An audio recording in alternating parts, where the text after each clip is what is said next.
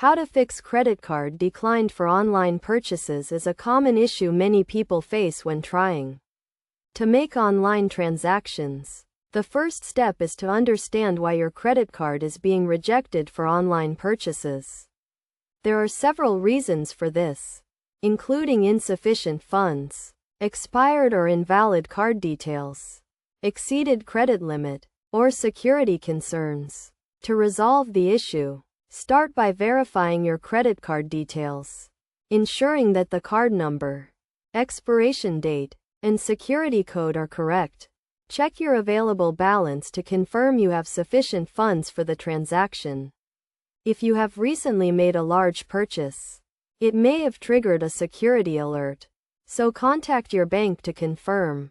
Another reason for declined transactions is exceeded credit limits.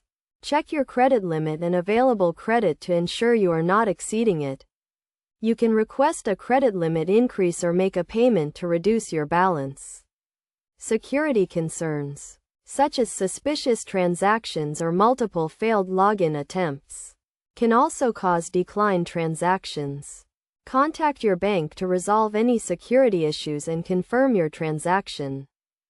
To avoid declined transactions in the future, keep your credit card information up to date, monitor your account activity regularly, and report any suspicious transactions to your bank immediately.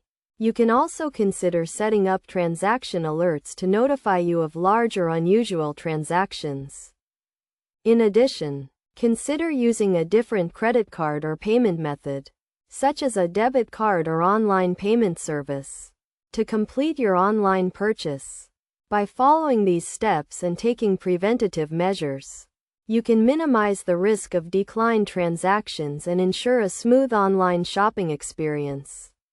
Remember to always keep your credit card information secure and monitor your account activity to prevent any potential issues.